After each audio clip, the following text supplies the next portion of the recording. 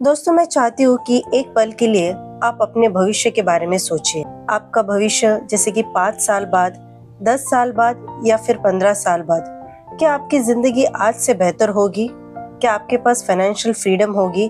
या फिर आपको आज पैसों की चिंता है? पैसे आपके पास आते हैं पर आप जितने पैसे चाहते हैं उतने पैसे नहीं टिकते हैं।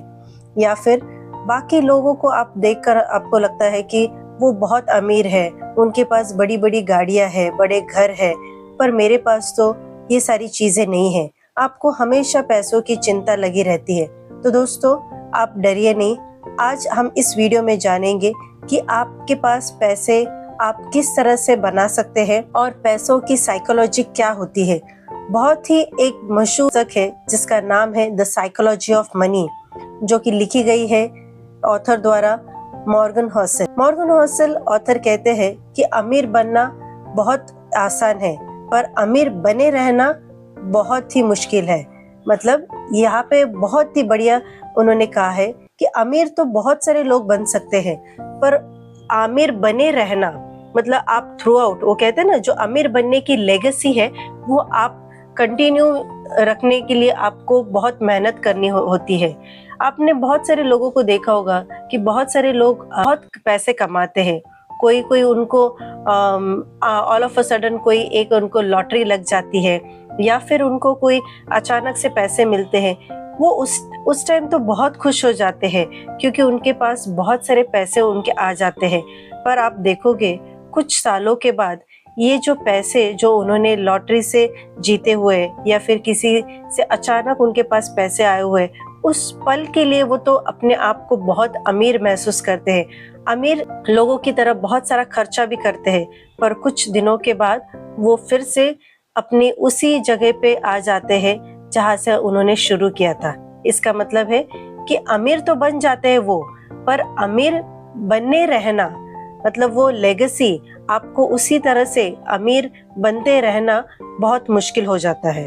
तो दोस्तों, आपको पता है ऐसे क्यों होता है? क्योंकि पैसे कमाना और पैसे संभालना ये दो बिल्कुल अलग स्किल है। यहाँ पे ऑथर कहते हैं कि पैसे आप कमा सकते हो, जितने चाहे पैसे कमा सकते हो, पर उसे संभालना एक स्किल होता है।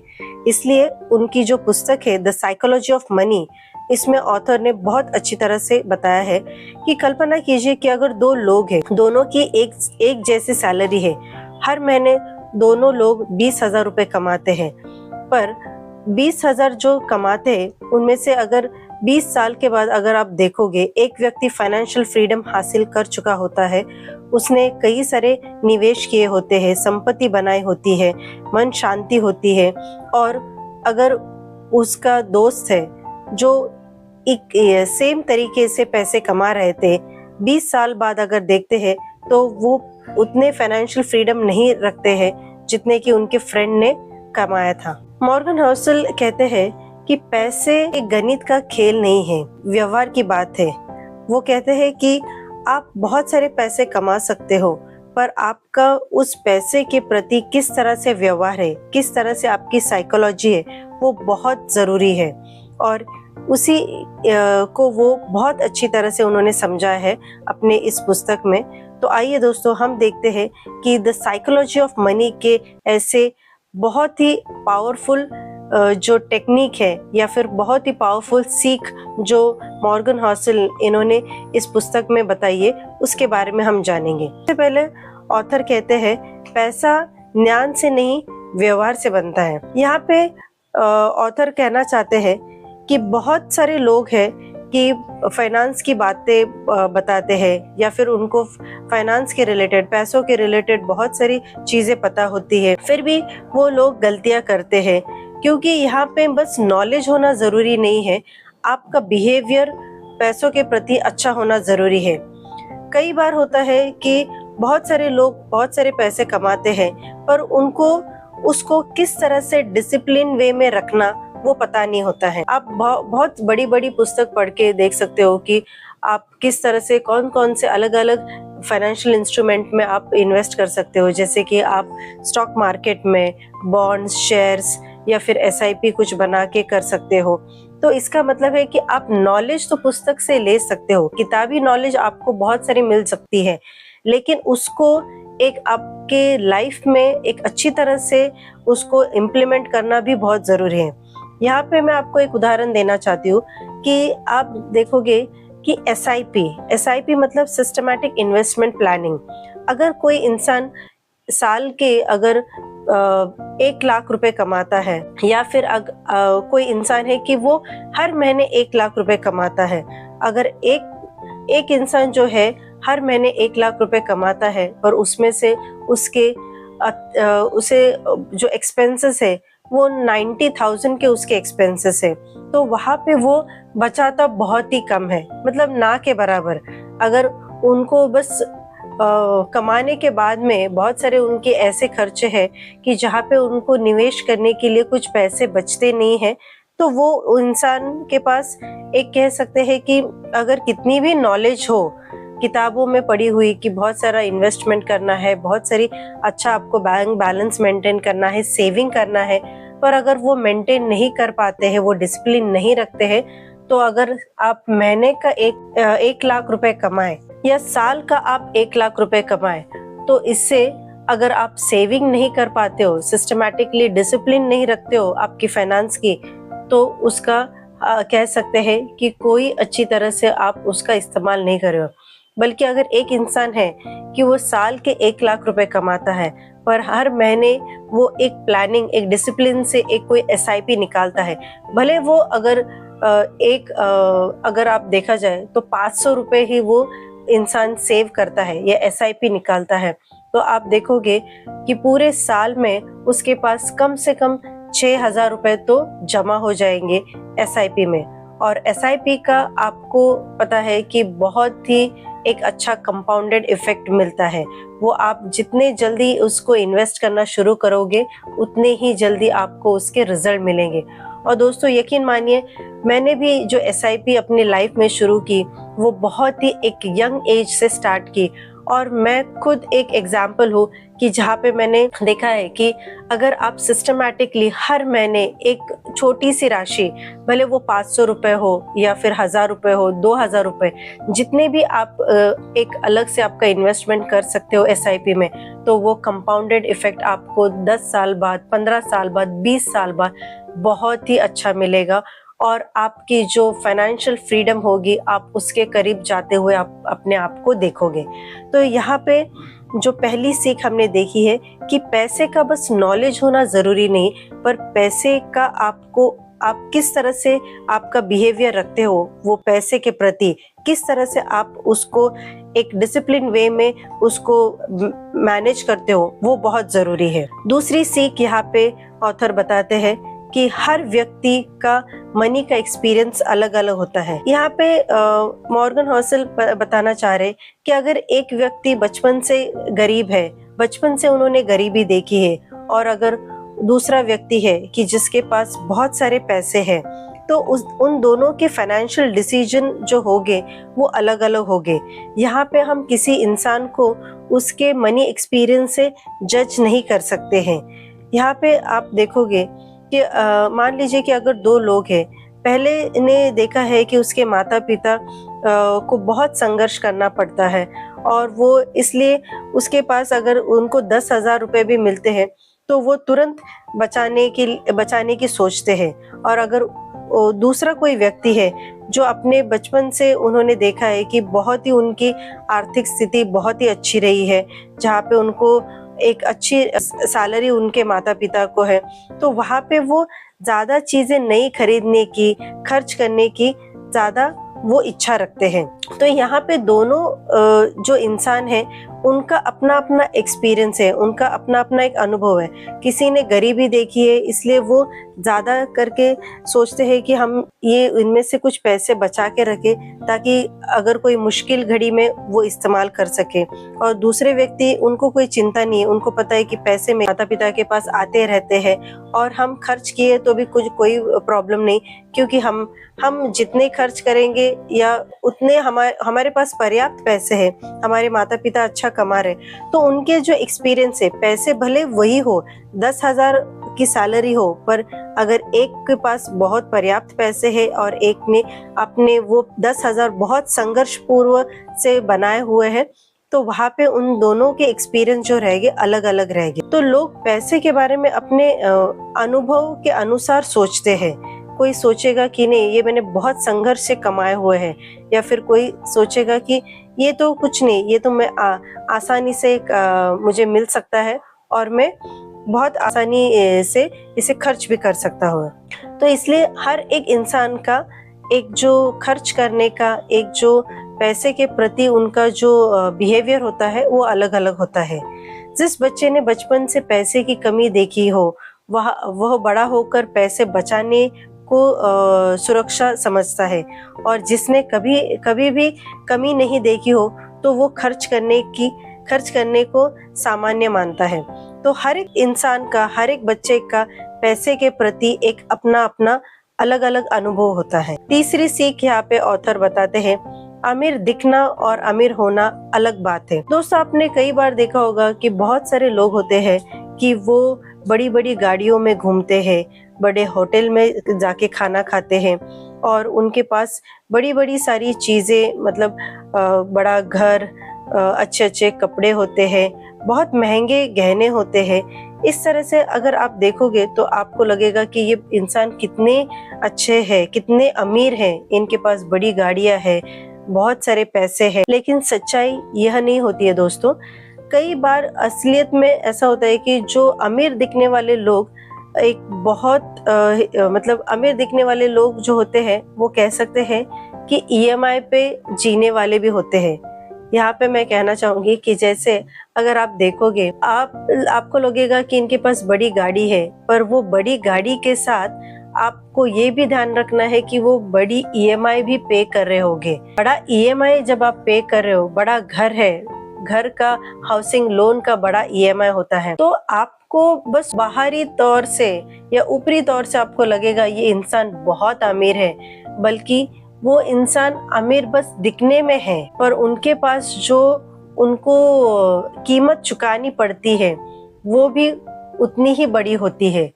अगर दूसरा इंसान कोई है जो वो अमीर तो दिखता नहीं है, साधारण जीवन जी रहा है, पर हो सकता है कि वो ज्यादा पैसे वाला हो, उसे हम कह सकते हैं कि वो वेल्दी इंसान हो, क्योंकि वेल्थ वही होती है जो दिखाई नहीं देती है। यहाँ पे मॉर्गन हॉसल कहते हैं कि आप अगर कोई इंसान है जो साधारण जीवन जी रहा है, जिसके पास बड़ी गाड़ी नहीं है, बड़ा घर नहीं है, पर वो इंसान ऐसा होता है कि उसका इन्वेस्टमेंट्स अच्छे हैं, उन्होंने SIPs की हुई है, उन्होंने स्टॉक मार्केट में पैसे निवेश किए हैं, या उन्होंने बहुत सारा अच्छा गोल्ड लिया हुआ है, तो उनकी वेल्थ आपको दिखाई नहीं दे रही है।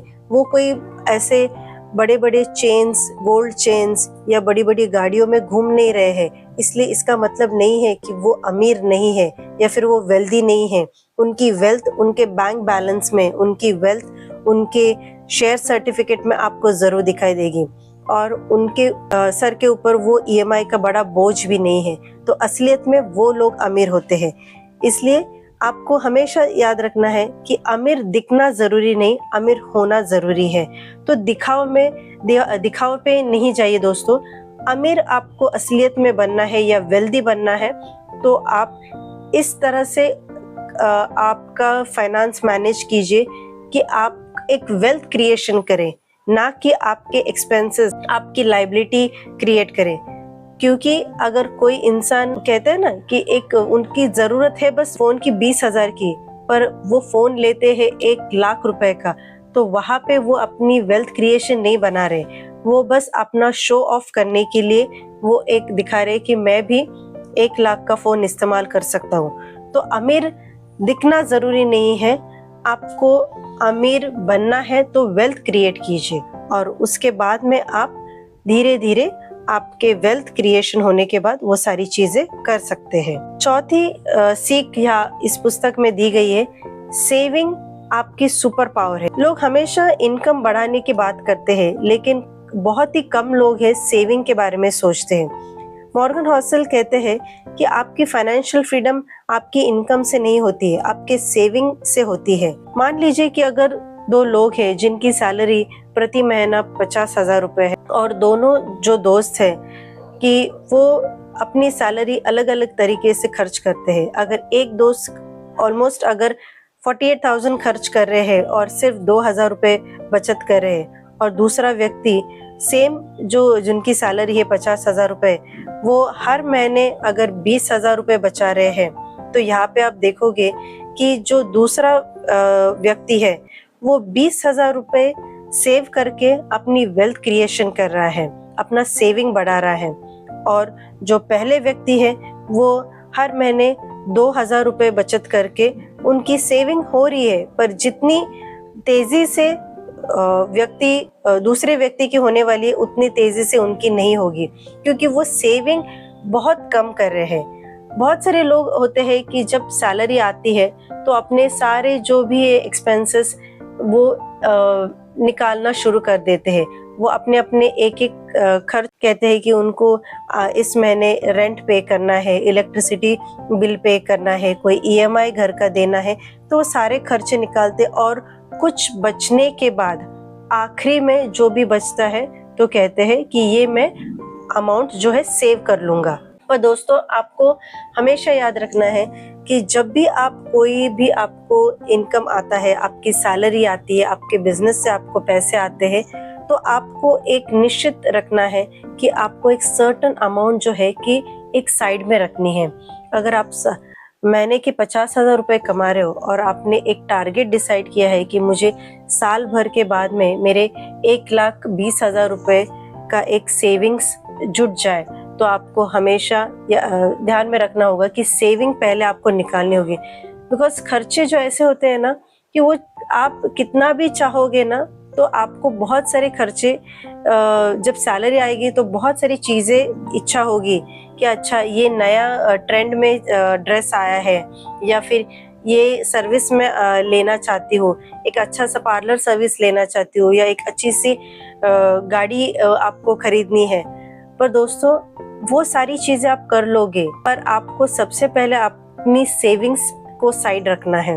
अगर आपने सोचा है कि नहीं, कुछ भी हो जाए, हर महीने में मेरी सैलरी में से 10,000 रुपये मैं साइड में कर दूंगी, तो आपको देखना है कि वो आप बिना कुछ एक्सक्यूज दिए, बिना कुछ एडिशनल खर्चे निकाले, आपको वो सैलरी में से 10,000 रुपये साइड में रखने हैं अपनी सेविंग्स के लिए। क्योंकि अगर हर महीने आप वो सेविंग्स निकालोगे तो 12 महीने के बाद आप देखोगे धीरे धीरे जो बाहर हर महीने आपने निकाला हुआ सेविंग 1,20,000 रुपये बनेगा, जो कि बहुत बड़ी रकम है। और अगर आपने आपके खर्चे निकालने के बाद सेविंग निकाला, जैसे कि आपने देखा पहले मित्र ने 2,000 रुपये निकाला, तो 2,000 रुपये से दोस्तों वो ज्यादा कुछ नहीं, 24,000 रुपये बनने वाले। तो 24,000 रुपये कहाँ पे और 1,20,000 कहाँ पे? तो बहुत ही बड़ा ये अंतर है। और ये अंतर तभी कम किया जा सकता है जब अगर आप प्रैक्टिस रखोगे कि हमेशा पहले सेविंग्स को बाहर आप निकाले अपने सैलरी में से, और बाकी बचे हुए आपका जो भी एक्सपेंस है उसमें से कीजिए। बहुत ही पावरफुल सीख ऑथर ने यहाँ पे बताई। 5वीं सीख आती है कंपाउंड इंटरेस्ट। एक जो है एक 8वां अजूबा है, मेरा बहुत ही फेवरेट और इंटरेस्टिंग यहाँ पे सीख लेखक ने बताई है। वो कहते हैं कि कल्पना कीजिए कि अगर आपके पास एक छोटा सा पौधा है, शुरुआत में तो वो आपको उसमें खास ग्रोथ बोलो या फिर खास उसमें आपको मतलब कह सकते हैं ना कि मतलब बढ़ नहीं रहा है, आपको लगेगा छोटी छोटी चीजें वो होती है, धीरे धीरे वो बढ़ता है। पर जिस तरह से अगर आप कंपाउंडिंग इंटरेस्ट के बारे में जानोगे तो आपको पता चलेगा कि अगर आपने, जैसे मैंने पहले भी आपको बताया कि अगर एक SIP आप शुरू करते हो और अगर आप सोचते हो कि नहीं मैं बस एक 500 रुपए से अगर कोई SIP शुरू करूं, तो आप शुरुआत में देखोगे कि वो कुछ मतलब उसमें ग्रोथ नजर नहीं आएगी आपको। 500 रुपये आप निवेश करोगे, उसके बाद में हर महीने आप उसको निवेश करते जाओगे, पर वो 500 से 1000, 1000 से 1,500 ऐसे उसकी ग्रोथ धीरे धीरे होगी। पर वो जो कंपाउंडिंग इफेक्ट आपको उस समय नजर नहीं आएगा। पर अगर आप देखोगे वही 500 रुपये अगर आप अगले 5 साल के लिए बिना अगर बोल सकते हैं कि कोई भी उसमें बाधा ना आते हुए अपने हर साल उसमें निवेश करते गए, तो आपको नजर आएगा कि ये जो आपने 500 रुपये से शुरू की हुई चीज वो उसका कंपाउंडिंग इंटरेस्ट आपको मिलेगा। आप देखोगे कि अगर आपने पहले साल में आपने 6,000 रुपये कमाए हैं, तो दूसरे साल में आपको अगेन उसके ऊपर एक आपको इंटरेस्ट एक बढ़ता है। मतलब 6,000 का आप देखोगे उसमें आपको बढ़ोतरी मिलेगी, इंटरेस्ट आपको उसमें ऐड हो जाएगा। और वही अगर 5 साल बाद देखोगे तो आपको वो डबल द अमाउंट, मतलब कंपाउंडिंग इंटरेस्ट। वो कहते हैं ना, एक रुपए आपने निवेश किया तो वो उसका 1.5 रुपए हो जाएगा, 1.5 रुपए से 2 हो जाएगा, 2 से 2.5 हो जाएगा। मतलब वो कंपाउंडिंग इंटरेस्ट एक दुनिया का कह सकते हैं कि 8वां अजूबा है कि आपको खुद को पता नहीं चलेगा कि आपका जो निवेश की हुई राशि वो किस तरह से आपकी बढ़ते बढ़ते वो इतनी बड़ी हो गई। और आपको वो बढ़ने तक वो आपको थोड़ा ध्यान रखना है कि आपको उसमें कोई भी उसमें ब्रेक नहीं करना है, आपको हमेशा उसको बनाए रखना है। और ये सारी चीजें अगर आप देखोगे कि बहुत ही पर्सन वॉरेन बफेट, उन्होंने भी अपने लाइफ में उसी चीज का इस्तेमाल किया। उन्होंने कहा है कि कंपाउंडिंग इंटरेस्ट जो है कि 8वां अजूबा, उन्होंने अपनी बहुत ही कम उम्र से निवेश करना शुरू किया था। और आप देखोगे कि उनका जो वेल्थ क्रिएशन हुआ वो उनके लेट एज में हुआ।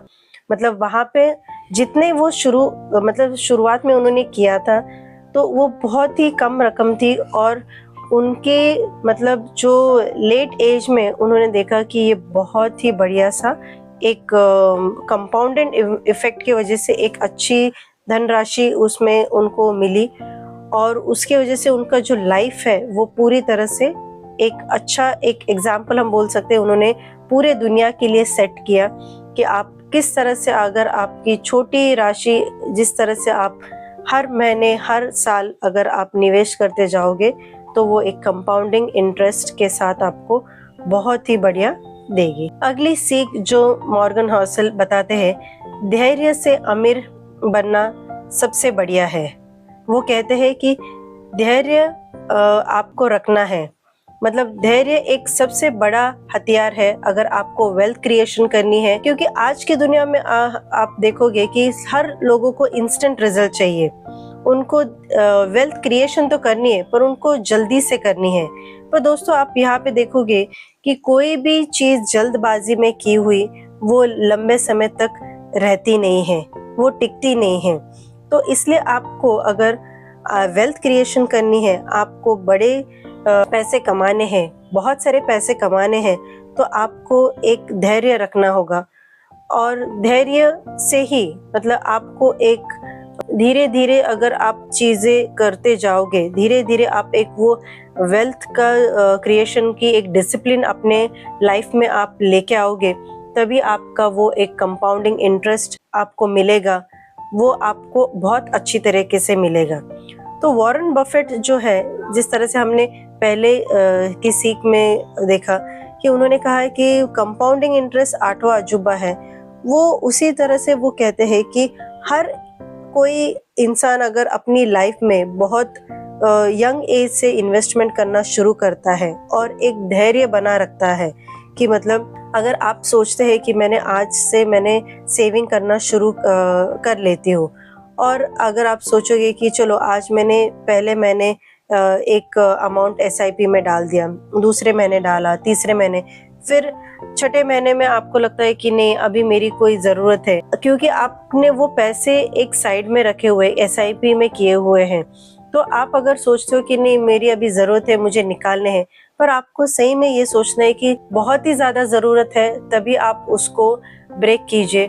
अदरवाइज आपको देखना है कि जितना आप धैर्य से, जितना आप उसको कंसिस्टेंसी से एक लंबे समय तक अगर वो इन्वेस्टमेंट आप करते चलोगे तो आपको बहुत ही अच्छे रिटर्न्स मिलेंगे।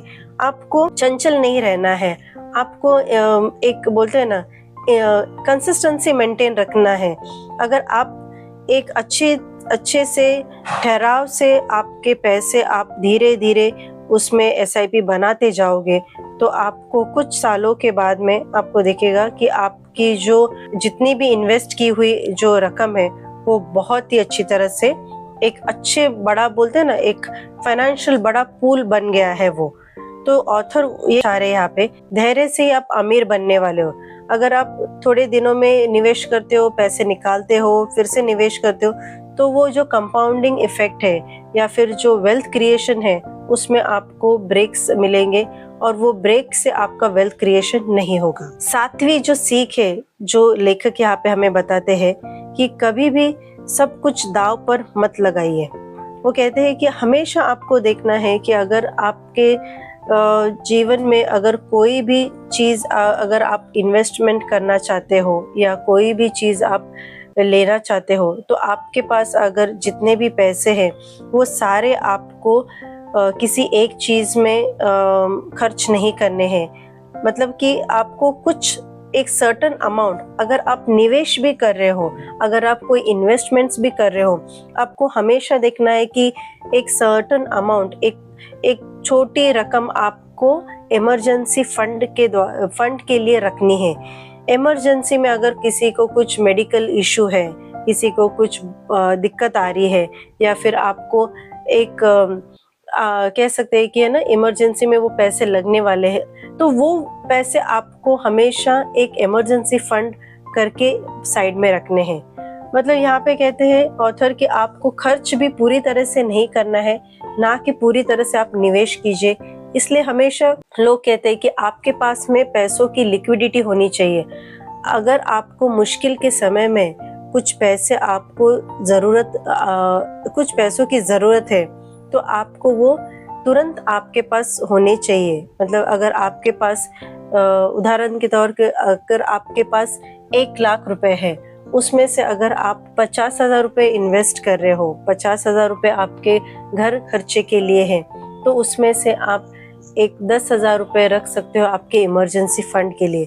हर महीने आप इस तरह से एक इमरजेंसी फंड आपको साइड में भी रखना है। मतलब इससे आपका एक बैकअप प्लान क्रिएट होगा। एक आपके पास एक सर्टेन अमाउंट रहेगी जो कि आपको कभी भी मुश्किल के समय में आपको वो हेल्प करेगी। तो कभी भी आपके सारे पैसे ऐसे दांव पे मत लगाइए। आप कुछ रकम आपके इमरजेंसी के लिए, बैकअप प्लान के लिए जरूर रखिए। 8वां जो सीख है वो लेखक यहाँ पे बताते हैं, तुलना खुशी की सबसे बड़ी दुश्मन है। तुलना खुशी की सबसे बड़ी दुश्मन है। इसका मतलब है कि आप किसी के साथ आपका कंपैरिजन नहीं कीजिए। अगर आपका एक कंपैरिजन करते आपके दोस्त के साथ, आपके परिवार के साथ, तो आप देखोगे कि वो कंपैरिजन में बहुत ज्यादा आप ही को नुकसान होने वाला है। आपके पास जितनी भी आपके पास पैसे हैं, आपको कभी भी आपको वो पूरे नहीं लगेंगे। कभी भी आपको लगेगी मेरे पास बहुत ही कम पैसे हैं। मान लीजिए कि अगर आपने एक घर खरीदा है, बहुत ही सुंदर, बहुत ही प्यारा घर है, और वो घर आपने बड़ी मेहनत से, बहुत सालों से आपने पैसे जमाए हैं, और ये सारे पैसे आप इकट्ठा करके एक बहुत ही प्यारा सा सुंदर सा घर लेते हो। आप बहुत खुश होते हो, आपके परिवार के लोग भी बहुत खुश होते हैं। लेकिन कुछ दिनों के बाद आपको पता चल जाता है कि आपके मित्र ने एक बड़ा सा घर लिया है। मतलब जो आपका घर आपने जो लिया था, वो सुंदर सा घर जो बहुत मेहनत से आपने लिया था, वो घर आपको छोटा लगने लगता है, क्योंकि आपके मित्र ने बहुत एक अच्छा बढ़िया सा घर लिया है। अभी यहाँ पे आपकी जो खुशी है वो कम होने लगती है। आपको लगता है कि आपका घर बहुत छोटा है। जो खुशी आपको घर खरीदने के बाद थी, वही खुशी आपको कम होते जाते दिखाई देती है। और अभी आपकी जो तुलना हो रही है वो आप अपने मित्र से कर रहे हैं, क्योंकि उन्होंने एक बड़ा सा घर लिया है। वही अब छोटा सा घर अभी आपको लगने लगा है। यहाँ पे घर नहीं बदला है, आपकी खुशी नहीं बदली है, बदला है सिर्फ आपका तुलना करने का बिहेवियर। आप कंपैरिजन करने लगे हो। आपको लगता है कि अभी मेरा जो घर है वो बहुत छोटा है, मेरे दोस्त का घर बहुत बड़ा है। और यहाँ पे अगर आप देखोगे कि तुलना एक इस तरह की दौड़ है जिसमें कोई फिनिशिंग लाइन नहीं होता है। हमेशा कोई ना कोई ऐसा होगा आपके आजू बाजू, जहाँ पे आपको लगेगा कि उसके पास बहुत सारा पैसा है, बड़ी गाड़ी है, बड़ा घर है। इसलिए सच्ची खुशी दूसरों को तुलना करने से नहीं होती है, बल्कि अपनी प्रगति के ऊपर आपको ध्यान देना है। अगर आप सोचोगे कि जो मैंने घर लिया है, इतना परिश्रम करके मैंने घर लिया है और ये घर मेरे लिए बहुत प्रिय है, तो आप अपनी प्रगति के ऊपर आप ध्यान देना चाहिए। मतलब आपके पास जो पहले एक किराए का घर था, अभी वो किराए का घर नहीं होके आपके पास आपका खुद का घर हुआ है, तो आपकी तुलना आपकी प्रगति से होनी चाहिए, ना कि किसी और से। तो बहुत ही अच्छी बात बताई है यहाँ पे मॉर्गन हॉसल इन्होंने कि आप तुलना बिल्कुल नहीं कीजिए। आप जितना कंपैरिजन करोगे उतनी निराशा आपको मिलेगी। अगली सीख हमें ऑथर बताते हैं, फाइनेंशियल फ्रीडम का मतलब है चुनाव की आजादी। इसका मतलब है कि अगर आप पैसे कमा रहे हो, आपके पास बहुत अच्छे पैसे जमा हो गए हैं, आपके पास एक अच्छा घर है, एक बड़ी सी गाड़ी है और बहुत सारे आपके पास फाइनेंशियल फ्रीडम की सारी चीजें आ गई है, आप अपने आप को बहुत खुश रखते हो। पर अगर आपका जो फाइनेंशियल फ्रीडम का अगर आपको एक चुनाव करने की आजादी अगर नहीं देता है, इसका मतलब है कि अगर आप कोई काम कर रहे हो, आपकी 2 लाख की सैलरी है और वो काम करने के लिए आपको हर रोज ऑफिस जाना होता है, हर दिन काम करना होता है, जो काम आपको पसंद नहीं है और शायद इस वजह से आपको, अगर आप 2 लाख कमा रहे हो, 3 लाख कमा रहे हो, तब भी आपको वो खुशी ज्यादा नहीं मिलेगी, क्योंकि आप जो काम कर रहे हो आपका पसंद का नहीं है। आप अगर छुट्टी लेना चाहते हो तो आपको बहुत उसमें दिक्कत आती है, आप काम छोड़ के कहीं जा नहीं सकते हो। आप किसी के अगर बर्थडे पार्टी के लिए जाना है, किसी के शादी में जाना है, तो आप समय नहीं निकाल सकते हो। तो दोस्तों, यहाँ पे ऑथर बताते हैं, अगर इस तरह की फाइनेंशियल फ्रीडम को आप फाइनेंशियल फ्रीडम समझ रहे हो तो आप बिल्कुल गलत हो। फाइनेंशियल फ्रीडम उसे कहते हैं जब आपका कोई काम है, आपका जो समय है, आप उसको नियंत्रण कर सकते हो, आपको उसके ऊपर कंट्रोल है। अगर आप चाहते हो तो आपके समय पे कोई चीज आपको करनी है तो आप कर सकते हो। इस तरह से एक फाइनेंशियल फ्रीडम होता है। जबकि अगर एक कोई इंसान दूसरा है जो बस 80,000 से 1 लाख रुपए कमा रहा है, पर वो अपना मनचाहा काम कर रहा है, या फिर उसको एक समय मिलता है कि अगर उसको कोई चीज करनी है, उसको किसी की शादी अटेंड करनी है, उसको कहीं पे उसको घूमने के लिए जाना है, एक अपने परिवार के साथ एक अच्छा टाइम स्पेंड करना है, तो उसका समय पर उसका कंट्रोल है और उसके वजह से हम कह सकते हैं कि वो इंसान ज्यादा फाइनेंशियल फ्रीडम रखता है, ना कि जो इंसान जो 2 लाख की सैलरी कमा रहा है। तो ऑथर यहाँ पे कहते हैं कि आपका समय पर भी नियंत्रण होना चाहिए। जो समय पे नियंत्रण पा लेता है वो फाइनेंशियल फ्रीडम उसे कहते हैं। मतलब दरअसल पूरी अगर हम फाइनेंशियल फ्रीडम की बात कहें, बस पैसा कमाना फाइनेंशियल फ्रीडम नहीं होता है। अपने आप को जो अगर आप पसंद करते हो वो चीजें करने के लिए आपको वो सहूलियत मिलती है, तो उसे हम कह सकते हैं कि वो असल में फाइनेंशियल फ्रीडम है। 10वीं सीख हमें ऑथर यहाँ पे बताते हैं, वेल्थ का जो एक रहस्य है, उसका रहस्य है कि आप कमाओ, बचाओ, निवेश करो और धैर्य रखो। इसका मतलब है कि अगर आपको वेल्थ क्रिएशन करना है, वेल्थ क्रिएशन का जो सीक्रेट है वो ऑथर यहाँ पे हम बताते हैं कि आपको कमाना होगा। बस कमा के आपको खर्च नहीं करना है, आपको बचाना है, बचा के आपको बस वो रखना नहीं है, आपको उसको निवेश करना है। अगर पैसे आप बचाओगे, उसको निवेश करोगे, जब निवेश करते हो तो पैसा आपके लिए काम करने लगता है। तो आपका पैसा आपके लिए काम करेगा जब आप उसको अलग अलग इंस्ट्रूमेंट्स में आप निवेश करोगे, और वही एक असली जरिया कह सकते हैं कि आप अच्छी कमाई कर सकते हो, अच्छा वेल्थ क्रिएशन कर सकते हो।